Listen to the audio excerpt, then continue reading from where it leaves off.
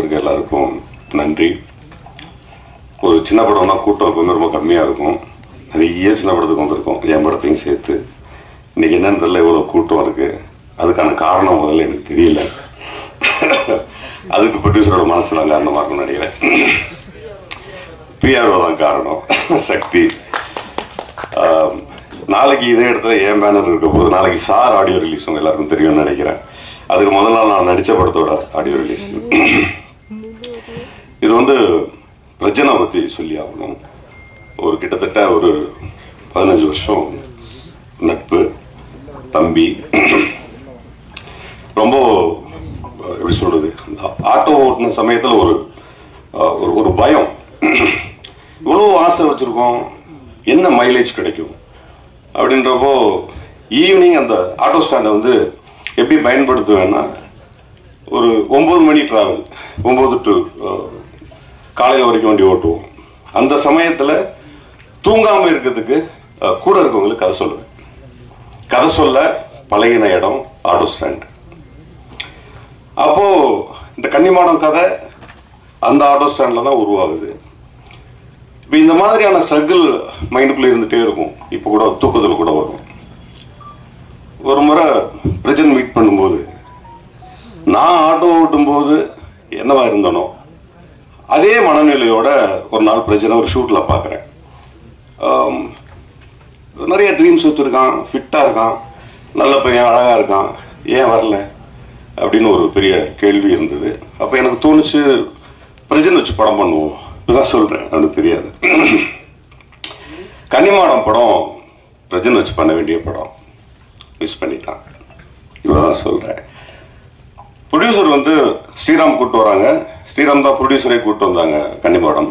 அப்போது அந்த ஸ்ரீராம்ங்கிற பையன் அந்த படத்தை எப்படியாச்சும் கொண்டுட்டு வந்துன்னுட்டு என்கிட்ட பயங்கரமாக போராடுறான். ஆனால் ஒவ்வொரு முறையும் என்ன சொல்கிறான்னா, அண்ணே நீங்கள் ஹீரோ யாரை வேணா போட்டுக்கோங்க, ஹீரோ யாரை வேணா போட்டுங்க, இந்த படம் ஓடும், இந்த படம் ஜெயிக்கும்னு சொல்லி அந்த பையன் சொல்லிகிட்டே இருக்கான். அப்போ நாங்கள் ஒரு லிஸ்ட்டு போடும்போது நான் சொன்னேன், லிஸ்ட்டே போட வேணாம், பிரஜின் போட்டுக்கலாம் அப்படின்னோடனே அந்த ப்ரொடியூசரும் மலையாளி தான். அவரும் பிரஜின் எனக்கு கூட தெரியுமே, அவரை போட்டுக்கங்கன்னு சொல்லிட்டாங்க. ஒரு 10 நாள் டிஸ்கஷன் பிரஜின் வச்சு தான் போச்சு. அவன் வருத்தப்படுவான்ட்டு நான் இது வரைக்கும் சொல்லவே இல்லை. அப்புறம் கடைசியா நன்றி கடனா நான் என்னன்னா, அந்த பையன் ஸ்ரீராம்ங்கிற பையன் அதுக்கு உழைக்கிறத பார்க்க போகும்போது, இன்னும் அவ்வளோ ஹார்டுக்கு போடுறான் அந்த பையன், இவனுக்கு ஏதாவது நம்ம திருப்பி செய்யணுமே அப்படின்னு சொல்லிட்டு, டெய்லி முடி தாடியெல்லாம் வளடான்னு சொல்லிட்டு அந்த பையனை நான் ஹீரோவை போட்டு அந்த படம் பண்ணேன். இந்த நேரத்தில் அதை நான் சொல்லிடுறேன். ஆனால் பிரஜினுக்கு நான் நெக்ஸ்ட் ஃபிலிமில் ஹீரோ பண்ண முடியாத சூழல், ஒரு பெரிய ஹீரோ பண்ணுறாங்க. நிச்சயமாக பிரஜின் அந்த படத்தில் மிகப்பெரிய லெவலில் வெளியில் வர்றதுக்கான வேலையை நான் கட்டாயமாக செய்வேன். அதுக்கு முன்னாடி பிரஜின் வந்து கேட்டுக்கிட்டதுனால தான் இந்த படத்தை பண்ணேன். அதில் எனக்கு ஒரு நல்ல நட்பு கிடைச்சிது. ப்ரொடியூசர் தாமஸ் சார் கிடைச்சாரு, இயக்குனர், மற்ற நல்ல டீம் கிடைச்சிது. அதில் இந்த ப்ரொடியூசர் பற்றி சொல்லணும்னா பயங்கர இன்னசென்ட். வழக்கமாக இப்போ நீங்கள் ட்ரெய்லர் பாடல்கள்லாம் பார்த்துருப்பீங்க, அதுக்கு ஒரு அளவீடு இருந்திருக்கும். அது எப்படி அளவீடு இருந்திருக்கும்னா, நீங்கள் லோகேஷ் கனகராஜ் சார் படம் பார்த்துட்டு வந்திருப்பீங்க, அந்த பக்கம் இன்னொரு பெரிய இயக்குனர் படம் கார்த்திக் சுப்ராஜ் ஒரு படத்தை ட்ரெய்லர் சாங்ஸ் பார்த்துருப்பீங்க. கம்பேரிசன் இருக்காது. இந்த கம்பேரிட்டிவே இல்லாமல் ஒரு அப்ஸ் அண்ட் டவுன் தெரியும். அது நீங்களும் ஃபீல் பண்ணுவீங்க, நானும் ஃபீல் பண்ணுவேன். சினிமாக்காரர்களாக இருக்கக்கூடிய பர்டிகுலராக பத்திரிகைக்காரர்களுக்கு அது நன்றாகவே புரியும். பட் ஆனால் நான் இதை எப்படி உணர்றேங்கிறத சொல்லிடுறேன்.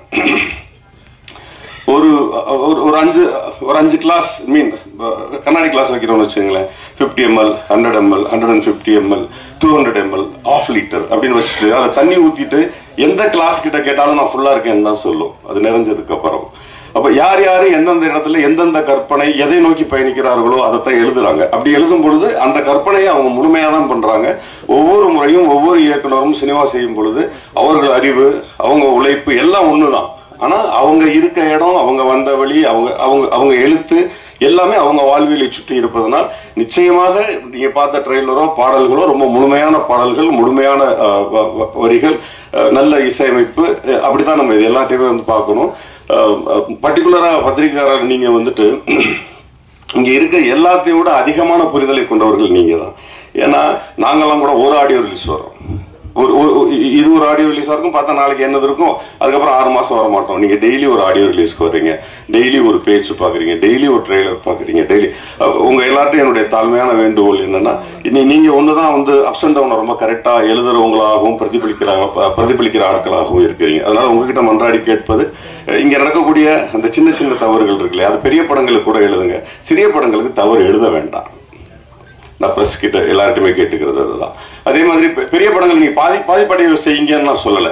ஒருத்தர் தள்ளி விட்டா அவங்களால போய் ஸ்டாண்ட் பண்ணி நிற்க முடியும்னா கூட நீங்கள் இடிக்கிறதுல ஒரு நியாயம் இருக்கு. இவன் தள்ளி விட்டா காணாமல் போயிடுவான். சரி, அவனை தள்ளி விடும் பொழுது பாவம், அது ரொம்ப தப்பாகி போயிடும்.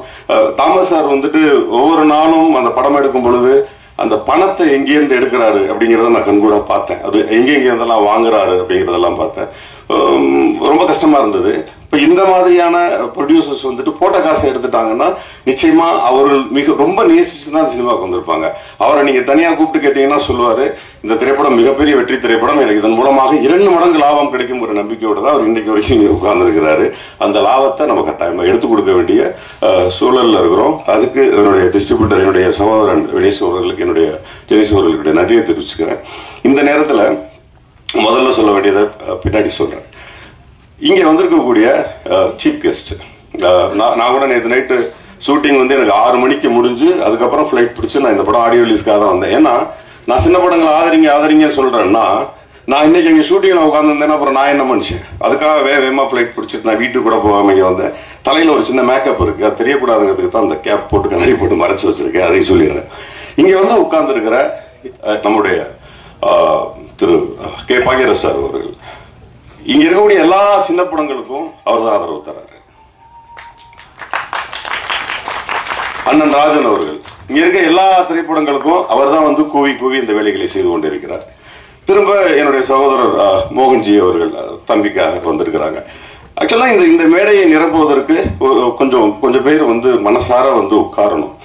நான் என்ன சொல்றேன், எல்லாருக்குமே உதவி செய்யற மனநிலை இருக்கும். கார்ல போயிட்டே இருப்போம், ஒருத்தர் பிச்சை கேட்டா கண்ணாடி இறக்கி போடுவோம்.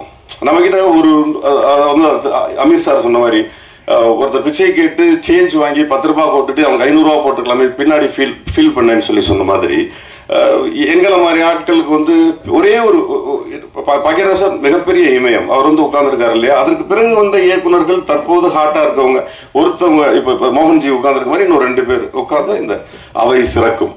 அது என்ன ஆச்சுன்னா, எனக்கு முதல் படத்துக்கு அது கிடைக்காம நான் பயங்கரமா போராடி எனக்கு அடிஷனலா அது கிடைச்சது காரணம் நான் ஆக்டரா இருந்ததுனால எனக்கு கிடைச்சது. இல்லைன்னா எனக்கும் அதே நிலைமை தான். இப்போ 2வது படம் நாளைக்கு வந்து திரு வெற்றிமாறன் அவர்கள் வந்து மிடில் உட்கார போறாங்க.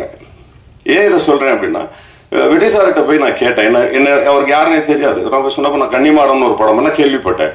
சார் அந்த படம் நசுக்கப்பட்டதுக்கான காரணம் உங்களை மாதிரி யாராவது ஒருத்தவங்க சப்போர்ட் பண்ணியிருந்தா பெட்டரா இருந்திருக்குமே அப்படின்னா. அப்படியா, நான் சப்போர்ட் பண்றேன், உங்க அடுத்த படத்தை காட்டுங்க அப்படின்னாரு. நான் நம்பல. அடுத்த படத்தை போய் காமிச்சேன். அந்த படத்தில் இருக்கக்கூடிய சில குறைகளை சொன்னாரு. அந்த குறைகளை பூரா நிவர்த்தி பண்ணி எடுத்துட்டு போனேன். வெற்றிமாறன் அப்படின்னாரு. வெற்றிமாறன் வழங்கும் சார்னு போட்டோன்னே படத்தோட மைலேஜ் எங்கேயோ போயிடுச்சு, வியாபாரம் எங்கேயோ போயிடுச்சு. இன்னைக்கு லோகேஷ் சாரை வந்து ரிலீஸ் பண்ண சொன்னேன், எங்கேயோ இருக்காரு. லோகேஷ் சார் சொன்னாரு, நீங்க திரும்ப சின்ன திரைப்படங்களுக்காக பேசிட்டே இருக்கீங்க, உங்க திரைப்படத்திற்கு நான் ஆதரவு தருகிறேன்ட்டு அவர் தான் நாளைக்கு ட்ரெய்லர் ரிலீஸ் பண்றாரு. ஸோ இப்பதான் ஒவ்வொருத்தராக முன் வர்றாங்க இந்த மாதிரி சிறிய படங்களை காப்பாற்றுவதற்கு. அதே மாதிரி இந்த சிறிய பெரிய திரைப்படங்களுக்கான ஒரு உதாரணத்தை சொல்லி இந்த பேச்சை நான் நிறுத்திக்கிறேன். அதே மாதிரி மலையாளத்தினுடைய மிகப்பெரிய எழுத்தாளர், என்னுடைய பெரிய ரோல் மாடல் குரு, நிறைய திரைப்படங்கள், மம்முட்டி சாரோட எல்லா சிபி டைரி குறிப்பு அத்தனையும் நான் இப்ப கடைசியா எழுதின ஒரு ஸ்கிரிப்டுக்கு உங்களுடைய எல்லா திரைப்படங்களையும் பார்த்துட்டேன். அதுல இருக்க சின்ன நுவான்சஸ்லாம் வந்து நாங்கள் திருடி இருக்கோம், மன்னிச்சுக்கங்க. இப்போ ஒரே ஒரு உதாரணம் சொல்லி இதை முடிச்சுக்க விரும்புறேன். சினிமா குடும்பம் சொல்லிக்கிட்டே இருக்கிற இடத்துல நிறைய சம்பாதிக்கிற தகப்பனா இருக்கிற குடும்பம், 3 வேளை உங்களுக்கு சோறு போற தாய் இருக்கக்கூடிய குடும்பம், உங்களுக்காக சப்போர்ட் பண்ணக்கூடிய சகோதரன் இருக்கக்கூடிய குடும்பம், சகோதரி இருக்க வேண்டிய குடும்பத்துல சகோதரனுக்கும் சகோதரிக்கும் திருமணமானால் அங்கே 4 குழந்தைகள் விளையாடக்கூடிய குடும்பம் என்று சொன்னால் சிறிய திரைப்படங்கள் என்பது குழந்தை. நீங்கெல்லாம் அப்பா அம்மாவா இருந்து இந்த குழந்தையை தூக்கி கொஞ்ச வேண்டிய சூழல் உங்களுக்கு இருக்கு, கடமை உங்களுக்கு இருக்கு அப்படின்னு சொல்லி விடைபெறுகிறேன். நன்றி, வணக்கம்.